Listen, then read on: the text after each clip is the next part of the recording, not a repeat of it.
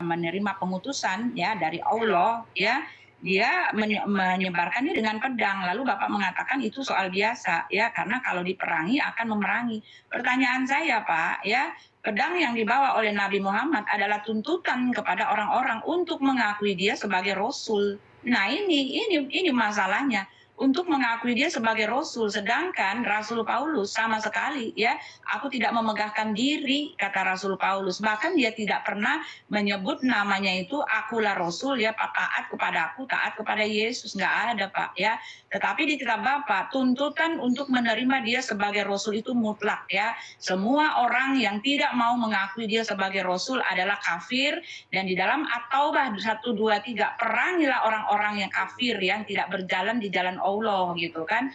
Ya itu dia, tuntutan untuk menerima dia Pak, dari buahnya. Karena ketika orang percaya Yesus, mereka makin rendah hati dan sungguh-sungguh membaktikan hidupnya, bahkan tidak menikah. Nah, Bapak mengatakan bahwa soal menikah ini bukan pertanda bahwa bukan dari Tuhan. Oh tidak Pak, ya. Ini di tempat kami ini krusial sekali ya, karena dia bisa ya, dia begitu bisa mengendalikan hawa nafsunya. Apapun kata orang, ketika dikatakan orang menikah banyak itu tidak ada benar-benarnya. Semua orang yang melihat orang menikah banyak itu ya citra dirinya akan kurang gitu. Kenapa? Karena dia tidak bisa mengendalikan nafsunya Pak. Lalu Bapak mengatakan bahwa itu untuk supaya memberikan ajaran mengenai hal-hal jasmania, soal menstruasi, soal apa. Nah ini lagi ya, ini adalah berbanding terbalik dengan kami ya. Bahkan Rasul Paulus mengatakan bahwa hal-hal lahiriah daging itu tidak mendapatkan keselamatan ya. Rasul Paulus justru mengatakan lebih parah lagi ya, ketika dia ya sudah terima Yesus itu dia mengatakan begini Pak, saya baca dulu ya, kalau baca ayat agak lama ya. Ya dia mengatakan gini ya. Ya, di dalam Filipi 3 ayat 7 saya akan bacakan ya. Ini soal-soal lahiriah itu nggak penting ya. Filipi 3 ayat sebentar. Ya. Filipi Kolese. Nah, ini dia. Nah, dia ya. Nah, ini dia Filipi ya. Filipi 3 ayatnya yang ke-7 ya, dikatakan begini. Saya buka dulu ya. Dikatakan gini ya, jelas-jelas dikatakan gini ya. Sebentar. Nah, mana ada tujuhnya. Aduh. Ya, tetapi ini ya. Ini ya. Jika ada orang yang lain yang menyangka dapat menaruh percaya kepada hal-hal lahiriah, aku lebih lagi disunat pada hari ke-8 dari bangsa Israel, dari suku Benyamin, orang Ibrani asli. Tentang pendirian terhadap hukum Taurat, aku orang Farisi.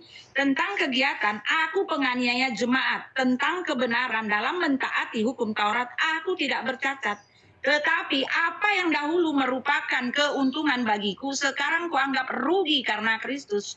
Ya, malahan segala sesuatu kuanggap rugi karena pengenalan akan Kristus Yesus Tuhanku lebih mulia daripada semuanya itu. Oleh karena dialah aku telah melepaskan semuanya itu dan menganggapnya sampah supaya aku memperoleh Kristus. Ya, jadi urusan-urusan jasmani ya, selalu kalau mau masuk kamar mandi, kaki kanan, kaki kiri, cuci kaki, cuci tangan. Kata Rasul Paulus adalah urusan lahiriah. Dan dia dulu menjalankan itu. Tetapi ketika dia diutus, dia melupakan urusan-urusan kayak begitu. Bahkan dia tidak menikah karena ini urusan lahiriah daging. Semua orang yang menikah itu, apalagi dia menikah banyak ya, setiap tahun honeymoon terus. Mau bilang apa gitu loh. Memang itulah kenyataannya. Dan Rasul Paulus telah meninggalkan semuanya itu. Artinya apa? Yesus mengatakan dari buahnya. Buah pertobatan itu nyata senyata-nyatanya. Nah sekarang Bapak tunjukkan kepada saya. Buah pertobatan Nabi Muhammad itu bagaimana? Ketika dia siar agama dengan memaklukkan bahwa semua orang harus percaya bahwa dia adalah Rasul Allah. Kan? Oke. Yang pertama saya akan mengambil kalau memang yang dimaksud buah pertobatan itu Anda kaitkan dengan mengangkat pedang, maka Anda harus membaca Al-Quran secara teliti Bu ya. Karena begini, di dalam surah Al-Baqarah contohnya, ayat 100 ke 90, Allah Subhanahu wa taala berfirman, وَقَاتِلُوا فِي سَبِيلِ اللَّهِ الَّذِينَ يُقَاتِلُونَكُمْ وَلَا تَعْتَدُوا Innallaha la yuhibbul mu'tadin. Wa qatilu, dan perangilah fisabilillah, di dalam jalan Allah. Siapa yang harus diperangi? Alladzina, orang-orang yuqatilunakum, yang memerangi kalian duluan. Wala ta'tadu, cuma jangan kebablasan. Karena apa? Karena innallaha la yuhibbul mu'tadin. Allah tidak suka kepada orang yang kebablasan. Hadhihi, ayat ini, awalu ayatin nuzilat fil qital bil Madinah. Ayat yang pertama kali diperintahkan Rasulullah untuk berperang di Madinah. Jadi konsep dalam peperangan Islam itu, Bu, karena ada ancaman dulu, ada yang merangi dulu. Sehingga Al-Imam Al-Baghawi dalam Ma'alimut Tanzil mendefinisikan masalah ta'tadun, kebablasan. Contohnya ketika berperang, kita tidak boleh membunuh anak kecil, tidak boleh membunuh orang tua, tidak boleh membunuh perempuan, dan juga tidak boleh mengganggu gereja-gereja atau tempat peribadatan. Sampai seperti itu toleransinya Islam. Dalam peperangan pun ada aturan-aturan, dan itu pun karena sebab diperangi, bukan memerangi duluan. Begitu, Bu. Sehingga kalau bentuk pertaubatan Nabi Muhammad dengan mengangkat pedang, saya kira tidak cocok. Nabi Muhammad ini tidak perlu bentuk pertaubatan gitu loh, Bu. Beliau itu maksum, terjaga dari dosa. Itu konsep di dalam Islam. Beliau itu maksum. Makanya Al-Imam Fakhruddin Ar-Razi mengarang kitab yang bernama Al-Ismatul Anbiya, ya. Ismatul Anbiya, kemaksuman para nabi. Jadi para nabi itu apa yang disampaikan, apa yang dilakukan itu langsung dari Allah. Tidak perlu bentuk pertaubatan. Beliau tidak pernah taubat kok. Gitu. Maksudnya beliau tidak pernah melakukan dosa, karena konsepnya dalam Islam itu maksum. Jangan samakan sama Paulus. Coba kita lihat ya, Paulus ini semakin akhir semakin mengadi-ngadi gitu loh, Bu. Kita lihat Yohanes 8 ayat ke-44. Iblislah yang menjadi bapakmu. Yohanes 8:44 ya. Dan kamu ingin melakukan keinginan-keinginan bapakmu. Ini, iblis jadi bapakmu. Ia adalah pembunuh manusia sejak semula dan tidak hidup dalam kebenaran. Kita bandingkan dalam ucapan Paulus, Bu, ya. Di Paulus, contohnya di 4:15, ya. Di sana dikatakan begini, Bu, ya. Sebab sekalipun kamu mempunyai beribu-ribu pendidik dalam Kristus, kamu tidak mempunyai banyak bapak. Bayangkan, semua bapak dihilangkan oleh Paulus. Karena akulah yang dalam Kristus Yesus telah menjadi bapakmu, loh. Paulus ternyata jadi bapak sekarang oleh Injil yang kuberitakan kepadamu. Ini pengakuan Paulus sudah menjadi bapak. Sedangkan di Yohanes 8:44, iblis yang menjadi bapak. Sehingga pengajaran Yesus mulai digeser sedikit demi sedikit oleh Paulus. Apa yang tidak pernah diajari Yesus diajarkan oleh Paulus. Makanya sekelas Al-Ab, ya, Pastor Mata Al-Mesken. Saya punya datanya. Pastor Mata Al-Mesken itu salah satu orang di dunia pastor yang beliau bukan sendirian, ya. Ada beberapa orang lagi yang menolak tentang pengajaran Paulus.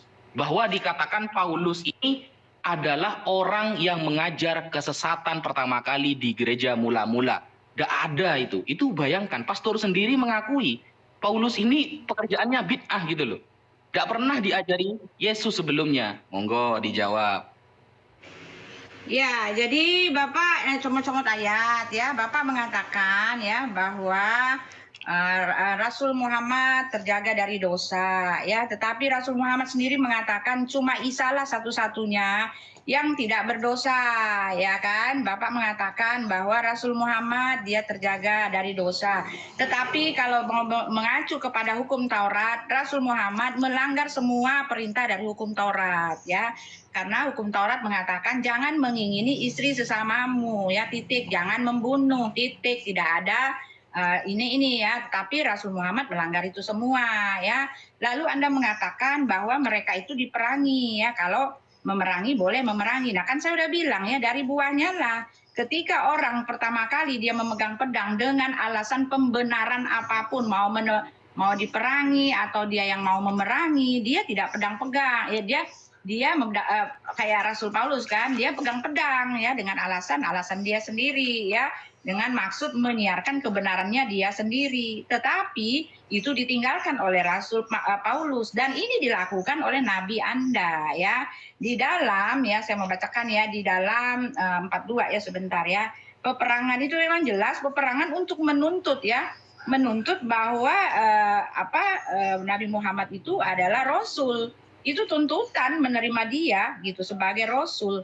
Ya kalau enggak ya perang artinya ya betapapun dia ditolak ya itu artinya memerangi. Tetapi kan semuanya berdasarkan siar agama pertama-tama untuk ya saya bacakan ini ya dari perang melawan suku Yahudi. Ini sejarahnya ya, saya ambil dari buku catatan Anisoro, Profesor Arab ya. Ini buku udah lama sekali, terbitan banyak terbitannya ya. Jadi ini valid ya. Ya, anggota dari salah satu suku Yahudi itu adalah Pandai Emas dan mana ya sebentar. Nah, ya bentar ya. Bu, ya perang di Uhud. Perang di Uhud. Bu Uti. Bu, suara saya ada bling, saya turun dulu, naikkan lagi ya. Ya. Ya, naikkan lagi Bu ya. Suara saya ada bling, ada yang nelpon barusan. Ya, jadi seperti itu ya teman-teman. Kan di dalam Al-Qur'an ya dikatakan ya kan di dalam Al-Qur'an dikatakan bahwa nih saya baca aja ya. Jadi saya punya dalil ya, perangilah orang-orang yang tidak ada di jalan Allah gitu kan. Sebentar saya buka ayatnya. Ya, yang tidak. Jadi perangilah orang-orang yang tidak ada di jalan Allah, bukan perangilah orang yang memerangi kamu. Nah, ini kan asumsinya dari Pak Wifi semata ya, teman-teman ya. Perangilah orang-orang yang memerangi kamu, itu mah nggak ada ya. Perangilah orang itu, tapi dikatakan sebentar saya buka ya, teman-teman. At-Taubah 123 sama At-Taubah 29 itu. Ya, hai orang-orang mukmin ya, orang-orang mukmin ya, perangilah orang-orang kafir di sekitarmu itu dan hendaklah mereka mendapatkan kekerasan daripadamu ya. Jadi apa yang diomongin oleh Pak Wafi ini nggak sesuai dengan yang tertulis di kitabnya sendiri gitu ya teman-teman. Tidak sesuai, kan kita ngerti bahasa Indonesianya ya kan. Ya Pak Wafi udah naik belum ya? Sebentar, aduh. Oh sebentar nih ya, ini dia mungkin. Loh mana dia nih? Oh Pak Naja masuk ya. Sebentar ya teman-teman yang di bawah ya. Ini baru kita bahas ya. Oke. Kita bahas, jawab kita bahas ya. Nah ini Pak ya. Sekarang kan saya kan. Nah ya jadi ada ya peperangan di tempat Anda itu memang adalah itu kan bahwa Muhammad ya kan. Muhammad memaklukkan bahwa dia adalah Rasul Allah. Ya, itu peperangan ya. Kalau orang melawan dibilang memerangi. Tetapi yang saya baca Pak, di dalam kitab Anda, ya di dalam At-Taubah. At-Taubah itu banyak sekali ya. Hai orang-orang, At-Taubah 29 itu ya. Hai orang-orang beriman, perangilah orang-orang kafir di sekitarmu. Hendaklah mereka mendapatkan kekerasan daripadamu. Jadi kalau dia sudah mengajarkan kekerasan, nah ini berbanding terbalik dengan buah yang dialami oleh Rasul Paulus. Jadi Anda tidak bisa mengatakan Rasul Paulus adalah rasul palsu, sedangkan Rasul Anda adalah rasul benar, ketika hasilnya ya jauh berbanding terbalik dengan apa yang dialami oleh Rasul Paulus. Rasul Paulus menghasilkan buah pertobatan gitu kan. Rasul Muhammad justru melakukan semua yang dilakukan oleh Rasul Paulus sebelumnya ketika dia belum bertobat. Padahal dia mengaku bahwa dia sudah mendapatkan pengutusan. Itu loh maksud saya Pak. Ya, silahkan. Oke. Tadi Bu Uti mengatakan saya tidak membaca kitab saya sendiri. Padahal ini loh dalil saya yang saya sampaikan. Rasulullah disuruh memerangi orang yang memerangi beliau. Ini ya, saya open cam ya. Ini Bu ya. Ini surah Al-Baqarah ayat 190 Bu ya. Di dalam tafsir Ibnu Katsir, ini adalah ayat pertama kali peperangan dalam Madinah. Waqatilu, ini saya baca terjemahannya ya. Dan perangilah di jalan Allah. Siapa yang harus diperangi? Orang-orang yang memerangi kamu. Tetapi jangan melampaui batas, sungguh Allah tidak menyukai orang-orang yang melampaui batas. Duar. Selamat datang di kebenaran. Ini ayat saya barusan. Bahwa Allah itu menyuruh Rasulullah untuk memerangi, diperbolehkan Rasulullah melawan ketika dia diperangi. Alladzina yuqatilunakum, yaitu orang yang memerangi kamu. Dor, kan begitu. Jadi ini yang saya bawa. Nah, ini Al-Baqarah, Bu. Di surah At-Taubah nanti itu peperangan selanjutnya. Jadi awal mula ayat yang diturunkan oleh Allah karena mereka memerangi duluan. Dor. Gitu, Bu. Nah, sedangkan Paulus ya, dia mengaku bapak, Bu. Itu loh.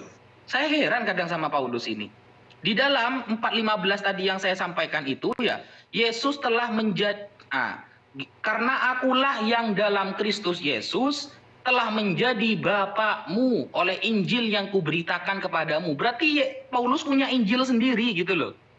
Punya Injil sendiri dia. Coba kita lihat. Pauluslah yang memang apa ya? Pendusta itu, Bu. Coba kita lihat di Roma 3:7. Roma 3 ayat ke-7. Tetapi jikalau kebenaran Allah oleh sebab dustaku untuk melimpah kepada kemuliaannya, apakah sebabnya aku lagi dihukumkan seperti orang berdosa? Di dalam 2 Korintus 11:17, apa yang aku katakan? Aku mengatakannya bukan sebagai orang yang berkata menurut firman Tuhan. Dor. Jadi Paulus mengatakan sesuatu tidak sesuai dengan firman Tuhan. Gitu loh. Melainkan sebagai seorang bodoh yang berkeyakinan bahwa ia boleh bermegah. Jadi apa yang disampaikan Paulus mengatakannya itu bukan sebagai orang yang berkata menurut firman Tuhan, punya Injil sendiri. Paulus sudah jadi bapak dan seharusnya sembahlah Paulus, kan begitu. Filipi 1:18 tambah dikuatkan lagi. Tetapi tidak mengapa, sebab bagaimanapun juga Kristus diberitakan baik dengan maksud palsu maupun dengan jujur. Tentang hal ini, tentang hal itu aku bersukacita dan aku akan tetap bersukacita. Nah, jadi sebenarnya penyesat ini siapa kalau begini? Kan Paulus. Karena gimana ya? Orang yang menyamar sebagai Kristus, sebagai firman Tuhan, padahal dia mengungkapkan apa yang tidak pernah Tuhan katakan. Mana kira-kira ayat yang menerangkan apa yang diajarkan Paulus sudah disampaikan oleh Yesus? Selaras apa enggak? Jelas banyak yang bertentangan, Bu. Begitu. Banyak yang bertentangan. Bahkan dalam kisah para Rasul 9 dan pasal 22 barusan sudah bertentangan. Padahal ceritanya sama. Tapi yang satu orang-orang yang bersama Paulus tidak dengar suara yang datang ke Paulus, tapi di kisah para Rasul dua-duanya tidak mendengar, tapi di kisah para Rasul yang 9, pasal 9, teman-teman Paulus mendengar. Kan pengulangan cerita tapi konteksnya berbeda. Ya, hasil dari ceritanya berbeda itu. Udah banget. Udah panjang banget, Pak. Bo. Ya, jadi gitu ya. Bapak udah saya bilang, Bapak sudah salah baca ayat ya, sudah salah unkontekstual gitu kan, tidak kontekstual ya. Adapun Rasul Paulus mengatakan seperti itu semua ada konteksnya. Ketika Yesus mengatakan iblislah yang menjadi bapakmu, bukan mengarah kepada Rasul Paulus, karena itu konteksnya nih, tak kasih tahu ya. Justru orang yang mengatakan dia bukan Tuhan itu yang menjadi bapakmu ya. Yohanes 8 nih, lihat dulu nih, tak bacakan ya kan. Nih. Ya, pertama konteks dari Yohanes 8 itu Yesus mengaku Tuhan ini ya. Karena apa? Dia mengatakan ya, karena itu tadi aku berkata kepadamu bahwa kamu akan mati dalam dosamu, sebab jikalau kamu tidak percaya bahwa akulah dia. Nah, Yesus mengaku bahwa dia adalah Elohim di situ ya. Lalu Yesus mengatakan ya di dalam Yohanes ya, dikatakan di situ bahwa Yesus itu dia datang dan keluar dari Bapa ya kan, dikatakan ya. Nih ya, kamu mengerjakan pekerjaan Bapamu sendiri, jawab mereka. Kami tidak dilahirkan, entar ya, kata Yesus kepadanya. Jikalau Allah adalah Bapamu, kamu akan mengasihi aku, sebab aku keluar dan datang dari Allah. Nah itu ya, pertama Yesus mengakui bahwa dialah Allah itu. Yang kedua, konteks di dalam Yohanes 8 ini dia mengatakan dia datang dan keluar dari Allah itu sendiri ya. Yohanes yang mencatat ini karena Yohanes yang mengatakan dia adalah firman-Nya Bapa ya kan. Lalu konteksnya lagi di bawahnya Yesus mengatakan ya bahwa sebelum Abraham itu jadi, dia sudah ada, dia telah ada jauh ribuan tahun sebelum dia itu datang sebagai utusan ya. Nih dikatakan ya, Abraham bapamu bersukacita bahwa ia akan melihat hariku, dan ia telah melihat aku dan ia bersukacita, ya. Lalu Yesus mengatakan, kata Yesus kepada mereka, aku berkata kepadamu, sesungguhnya sebelum Abraham jadi, aku telah ada. Ini yang dimaksud oleh Yesus ketika dia mengatakan, iblislah yang menjadi bapamu. Karena apa? Ya tadi Bapak kasih tadi ya, di dalam Yohanes 8 ayat 44 nih, kita baca nih ya. Jadi konteksnya itu ngawur, Pak, nggak ada hubungannya dengan apa yang Bapak ngomong, cuma comot-comot ayat aja gitu loh ya. Yohanes 8 ayat 44, iblislah yang menjadi bapamu karena kamu ingin melakukan keinginan-keinginan bapamu. Ia adalah pembunuh manusia sejak semula dan tidak hidup dalam kebenaran. Sebab di dalam dia tidak ada kebenaran. Apabila ia berkata dusta, ia berkata atas kehendaknya sendiri. Sebab ia adalah pendusta dan bapa segala dusta, ya. Tetapi karena aku mengatakan kebenaran kepadamu, kamu tidak percaya kepadamu, ya. Ini maksudnya apa? Yaitu kebenaran yang di dalam konteks pasal yang ke-8, Yesus mengaku bahwa dia adalah Elohim. Yang kedua, ini ayatnya yang ke-24 ya. Lalu di atasnya ya, Yesus mengaku bahwa dia keluar dan datang daripada Allah, ya kan? Lalu yang ketiga, konteksnya adalah Yesus mengaku bahwa dia itu sebelum Abraham jadi, dia sudah ada, ya. Dan ini ditulis oleh Rasul. Nah, nggak ada hubungannya dengan mengiblis-ibliskan Rasul. Yesus justru mengatakannya dari buahnya lah, dan Rasul Paulus menghasilkan buah yang sesuai dengan pertobatan. Adapun Bapak tadi mengatakan bahwa Nabi Muhammad ya, dia mengatakan bahwa ada membunuh atau berperang ada urusannya, ada ininya, ada batasannya, tetapi ini berterberangan dengan Al-Maidah 5 ayat 33. Sesungguhnya pembalasan terhadap orang-orang yang memerangi Allah dan Rasulnya dan membuat kerusakan di bumi hanyalah mereka dibunuh atau disalib atau dipotong tangan dan kaki mereka dengan bertindak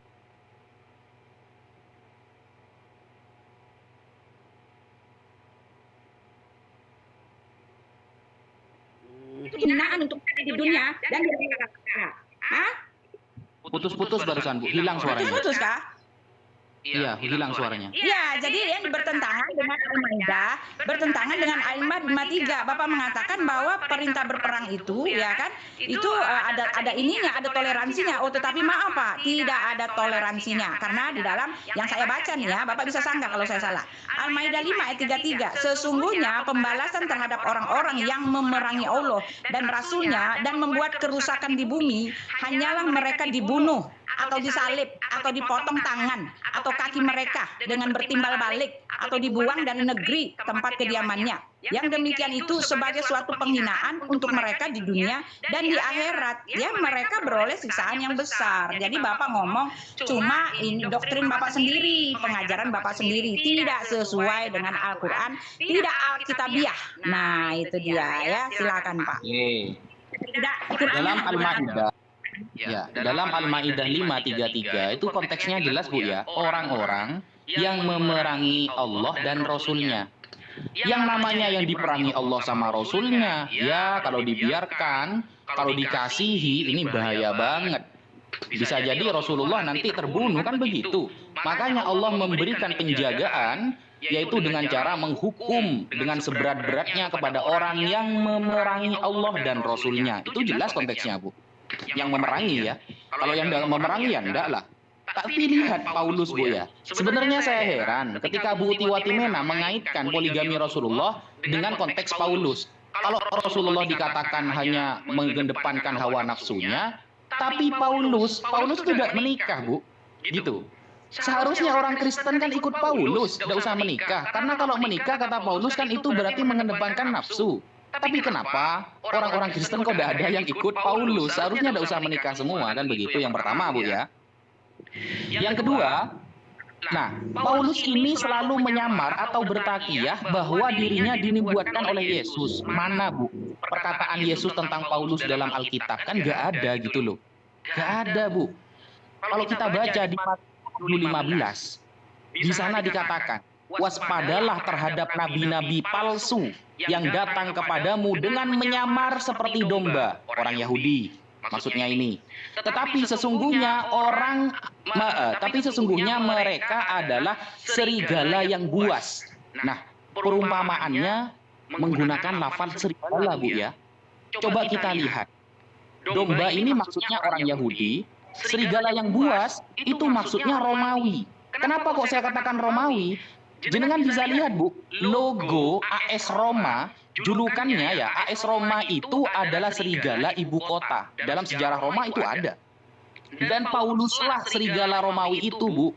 Makanya di dalam kisah para rasul itu sangat panjang, kisah para rasul 22 ya. Ibu baca sendiri dari ayat ke-25 sampai ke-29. Paulus itulah serigala Romawi tersebut. Lalu kalau kita kaitkan lagi, siapakah yang suka menyerahkan orang di rumah ibadah dan penjara contohnya? Di Matius 10:17, tetapi waspadalah kata Yesus terhadap semua orang, karena ada yang akan menyerahkan kamu kepada majelis agama dan mereka akan menyesah kamu di rumah ibadatnya. Paulus yang melakukan itu, Bu. Kita lihat di kisah para rasul 8 ayat ketiga. Tetapi Saulus berusaha membinasakan jemaat itu dan ia memasuki rumah demi rumah dan menyeret laki-laki dan perempuan keluar dan menyerahkannya mereka untuk dimasukkan ke dalam penjara. Loh, cocok kan?